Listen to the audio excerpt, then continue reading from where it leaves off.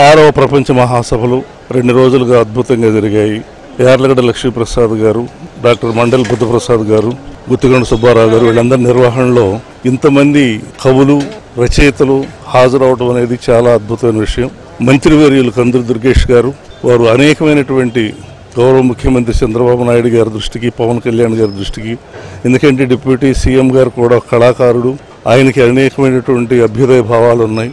అంతకుముందు గత ప్రభుత్వంలో జరిగిన వినాశనాన్ని, మరి చంద్రబాబు నాయుడు గారి గవర్నమెంట్లో జరిగిన వైభవాన్ని, కూలదోసినటువంటి వ్యవస్థను మళ్ళీ పునరుజ్జీవనం చేయడానికి పడుతున్నటువంటి ప్రయత్నంలో, కృషిలో భాగంగా మరి వాడు మంత్రి గారు చెప్పిన మాటలన్నీ కూడా ఆశాజనకంగా ఉన్నాయి.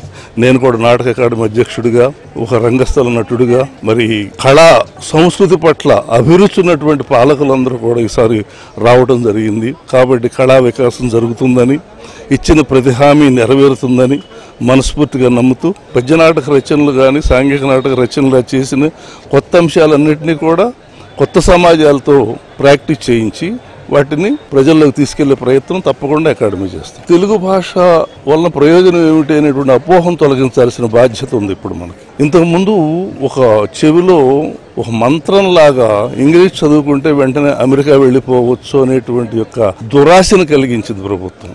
ఇంగ్లీష్ చదువుకోగానే అమెరికా ఎలా వెళ్తాడో, సామాన్యుడు ఎలా అమెరికా వెళ్తాడో, అమెరికా వెళ్ళేది ప్రతిభ మీద. ఇప్పుడు చీఫ్ జస్టిస్గా పనిచేసినటువంటి ఎన్వి రమణ గారు గౌరవనీయులు, ఆయన నేను తెలుగులో చదువుకున్నానని చెప్పారు.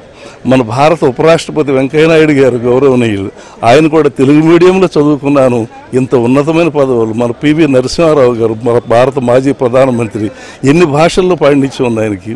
ఇటువంటి మహామహులందరూ, మన విశ్వవిఖ్యాత నట సార్వభౌములు మన నందమూరి తారక రామారావు గారు తెలుగుకి ఒక గౌరవాన్ని తీసుకొచ్చినటువంటి ఆయన మాటలను మనం నిలబెట్టుకోవాల్సిన అవసరం ఉంది. అవి ప్రజల్లోకి తీసుకెళ్ళటానికి ఎన్టీఆర్ మరి ఈ మధ్య మొన్న ఫంక్షన్ చేసాం, మీరు చూశారు, అద్భుతంగా జరిగింది. దాంట్లో కమిటీ మెంబర్గా కూడా ఉన్నాను నేను. అన్న ఎన్టీఆర్ అని ఒక ఛానల్ పెడితే 2 నెలల్లో 2 కోట్ల మంది వ్యూయర్స్ దగ్గరికి చేర్చగలిగాం. కాబట్టి ఆయన ప్రతి వాక్కుని, ప్రతి డైలాగ్ని, ఆయన సినిమా విశేషాలని, రాజకీయ విశేషాలని, మానవతా విశేషాలని, సహాయ విశేషాలని అన్నింటినీ కూడా ప్రజల ముందుకు తీసుకెళ్ళటం విస్తృతమైనటువంటి టీడీ జనార్దన్ గారు యొక్క చైర్మన్షిప్లో మా కమిటీ అద్భుతంగా పనిచేస్తూ ఉంది.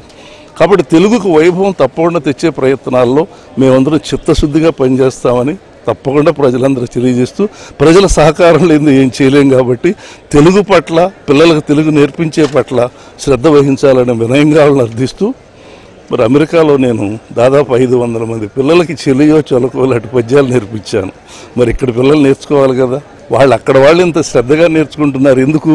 ఆ పద్యం పాడితే వచ్చేటువంటి యొక్క మానసిక ఆనందం కావచ్చు, 10 మందిలో గుర్తింపు కావచ్చు, అటువంటివన్నీ కూడా పిల్లలకి మంచి స్ఫూర్తినిస్తాయి. ప్రత్యేకంగా డల్లాస్ నుంచి వచ్చారు ఈయన. సో ఇటువంటివన్నీ కూడా భాషకి అన్ని దిక్కుల నుంచి కూడా వేగంగా కదలికలు వస్తున్నాయి. కాబట్టి తప్పకుండా మనం ఈ 5 సంవత్సరాల కాలంలో చాలా ప్రగతిని సంపాదిస్తామని మనస్ఫూర్తిగా నమ్ముతున్నాను. Thank you very much. జై తెలుగు తల్లి, జై ఎన్టీఆర్.